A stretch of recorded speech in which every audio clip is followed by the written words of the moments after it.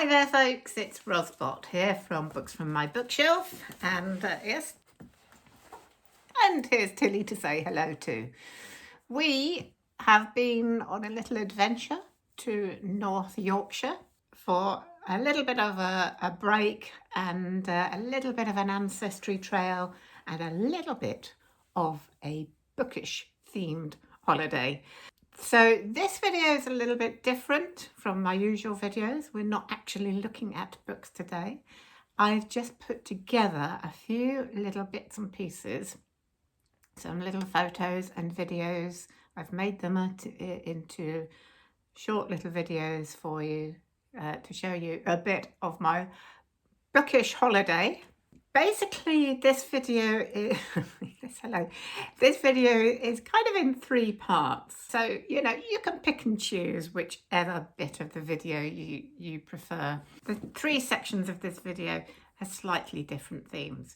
In the first one, I'm going to show you the highlight of my holiday, which was visiting Whitby and Whitby Abbey. Now, we all know one of my favourite books, and my favourite of the horror genre, is Dracula, and a lot of that book was set around Whitby, and wonderful Gothic Whitby Abbey. And I tell you what, the timing of my visit couldn't have been more perfect. I arrived at the beginning of a thunderstorm. So that's the first part of the video. The second part is a little bit of my ancestry trail, but it's a little bit of bookish theme too, as you will see, because one of my ancestors owned a bookshop. The third part of the video is about Scarborough, and the theme for this is really the Bronte sisters. Now, I wasn't really anywhere near Harworth, unfortunately. It would have been a little bit too much out of my way to go to Harworth. I would love to visit the parsonage there at some point, but I couldn't visit Harworth on this holiday. But the Bronte sisters did love Scarborough, especially Anne and also Charlotte. So I've got a little bit of a Bronte-themed video of Scarborough for you at the end. So I hope you enjoyed this. It's a little bit different from my usual videos. It's a little bit of the bookish theme. It's a little bit of like postcards from my holiday. Don't expect anything high-tech. This is just my little homespun videos put together with my holiday snaps and videos for you. So let's start with my visit to Whitby. So first of all, this is Whitby, just looking towards Whitby Harbour there. I didn't go as far as the harbour. Honestly, I went there on a Sunday and the town was absolutely heaving with people. But it's a really nice town. And I did manage to get this picture of this lovely little historical street here. And it's of historical interest, this street. That dark red house on the right, the middle one, it's now a museum. And it was once the house where Captain James Cook lived when he was an apprentice. So that's a nice little bit of history there. And a lovely little street. Managed to get it without any people. Considering the amount of people there were in Whitby, that was quite an achievement. Honestly, you can't get much more Gothic than arriving at Whitby Abbey to the sound of thunder. And looking out to sea there, you can see, I don't know if you can see on here, but there is heavy rain out at sea. You'd almost think Dracula had arranged it for me himself. All right, Jill.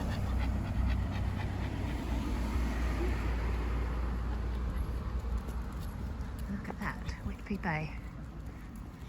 Now with this weather, you can just imagine Dracula's ships coming in on that.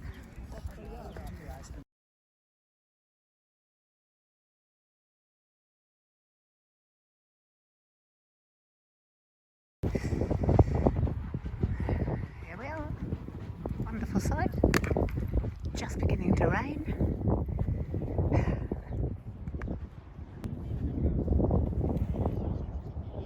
And there's the thunder for the atmosphere. Marvellous.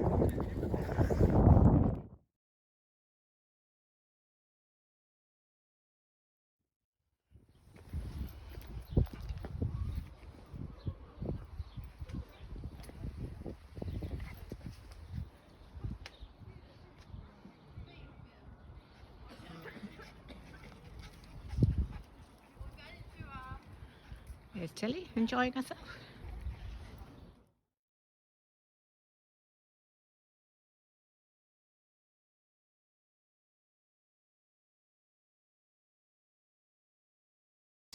It was a few seconds after taking this photograph that the rains came down, torrential rains, that is, with hail. So we had to make a run for it to inside the museum, where I found in one cabinet a first edition of Dracula.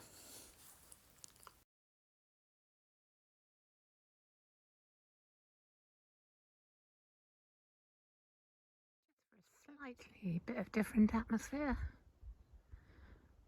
As we left Whitby Abbey, the sun had just come out. You know what? I couldn't have been more thrilled when I got out of the car on visiting at the car park at Whitby Abbey and heard thunder. I thought, that is just perfect. I really enjoyed Whitby Abbey. And of course, apart from the Dracula theme, it's historically fascinating as well. In fact, here's another book that's connected with Whitby, and that is a historical novel called Credo, or Credo, whichever way you wish to pronounce it. It's Latin, so who knows? And it's by Melvyn Bragg, and I read it a long time ago. As far as I remember, it does tell the story of Abbess Hild, who was the abbess at Whitby Abbey. And Whitby Abbey is where the famous Synod of Whitby took place, where they decided on the dates for Easter. Wow. That was before the current building was standing there. That was built at a little bit later on, but the whole place has a very, very wonderful history. So it's a fascinating place, it really is. And if you're ever in North Yorkshire, you have to visit Whitby and the Abbey. Don't go to Whitby on the weekend, which I made the mistake of doing. Whitby itself was heaving with people. So try and go on a quiet day if you can. And of course, I picked up a few souvenirs, bookish ones. Whenever I go to visit a historic building or whatever, I always try and buy a bookmark there, because I just love, I sort of rotate my bookmarks, and it's always nice to use a bookmark for a book and then be reminded of somewhere I've been. So I bought a Whitby Abbey bookmark, of course. I also picked up a book. They have lots of interesting books there, and obviously lots of copies of Dracula.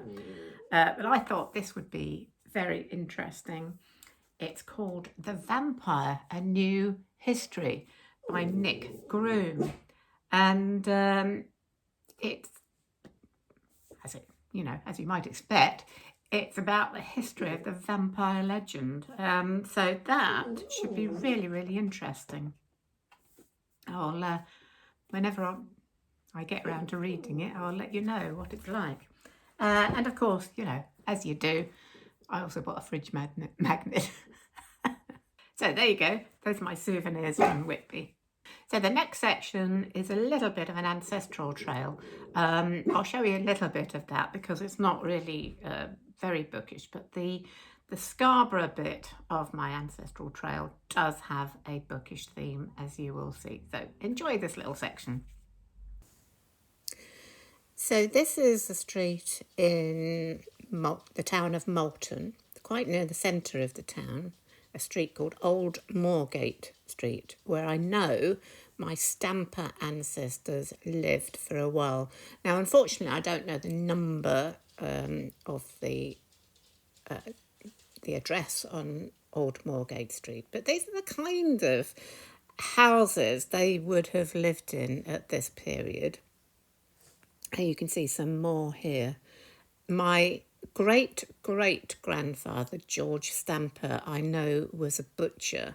And further down, I realised afterwards, just as I was leaving, so I didn't take a photograph, just at the bottom of the street, actually called Butcher's Corner. So he may well have had the property right on the corner at the bottom, but unfortunately, I didn't know that until I was actually leaving.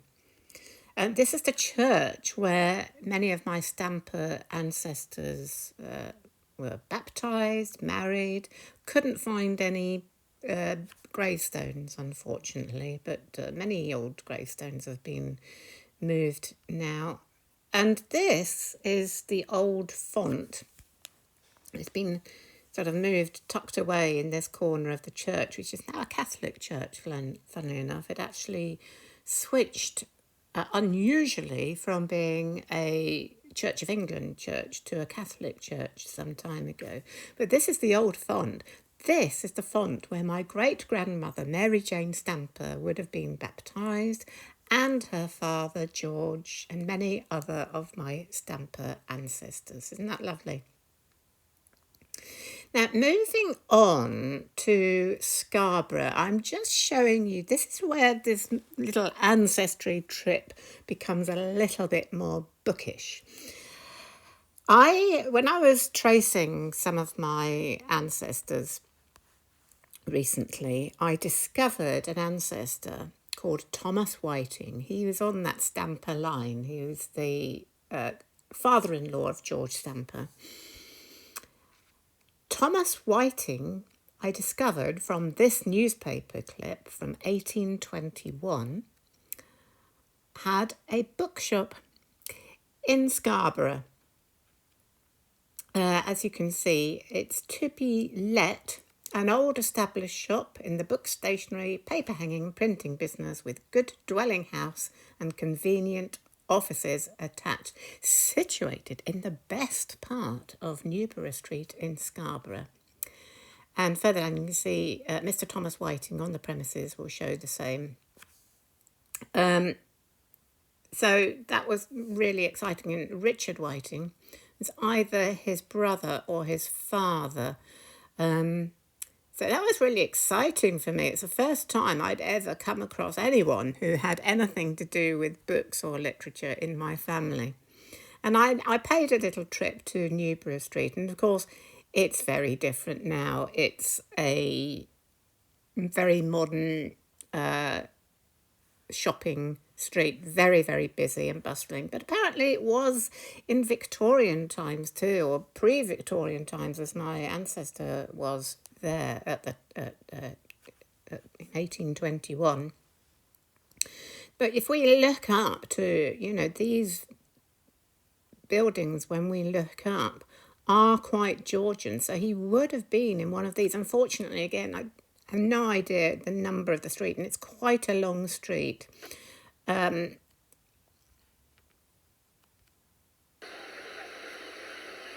you can see here, more lovely Georgian houses, buildings there with shops below. And this one I particularly liked. It's a lovely Georgian front there. That one's being done up. And then there's another one with the Whiteface building. I just love the idea of my ancestor possibly having a bookshop and printers in one of these. But who knows? Now, of course, Scarborough was a place that the Brontes loved, particularly Anne Bronte. So I thought I'd show you the castle. Wherever I go, I'm always going to visit a castle if there's one nearby. They're my favourite kinds of places to visit. So I have included here some little pics and videos of the castle, and I am absolutely sure that the Brontes would have been all over it too. And then, of course, Anne Bronte was buried just near the castle because she so loved Scarborough that when she died, Charlotte decided that she should be buried there. So we're going to have a look at that too. And then to finish off, some pics of Tilly on the beach.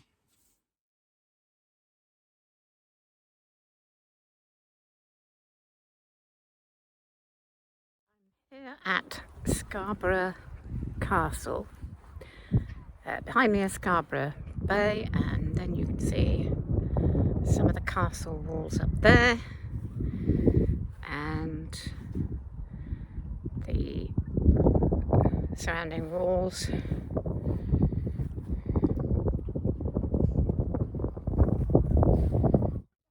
Historical interest. This side of the castle was destroyed by the parliamentarians during the Civil War. There are some wonderful views from Scarborough Castle.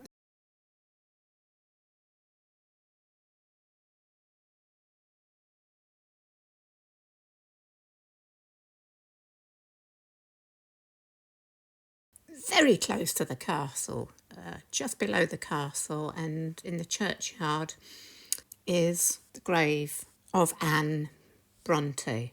It's not in very good condition. In front of the grave, they put this plaque so you can still read what the grave said. And here we can see the original headstone reads, "Here lie the remains of Anne Bronte, daughter of the Reverend P. Bronte, incumbent of Harworth, Yorkshire. She died aged 28, May the 28th, 1849. There is a slight mistake there.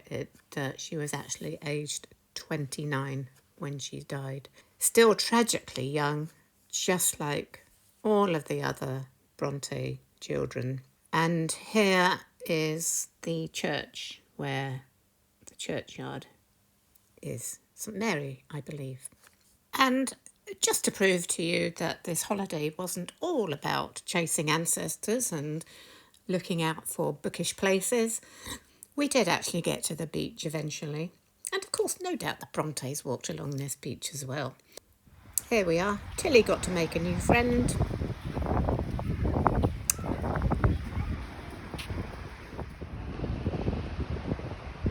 Go on, Tilly. And after chasing a bird, finally dipped her paws in the sea.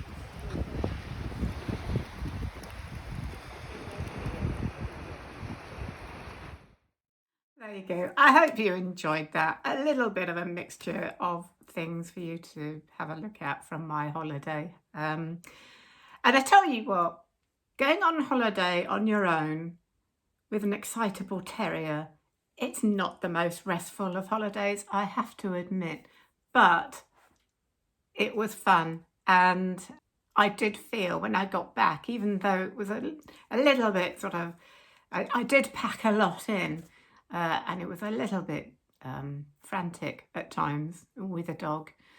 You know, getting in and out of cars, trying to take photographs with a, a dog who's trying to go the other way. It's not always the restful holiday you expect it to be.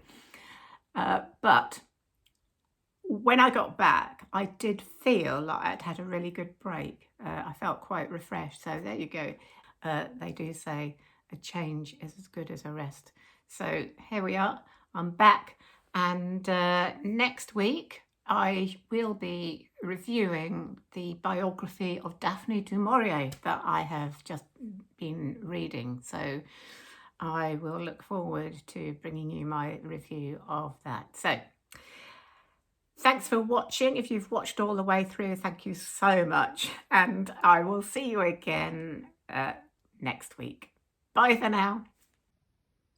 And yeah, Tilly says goodbye too.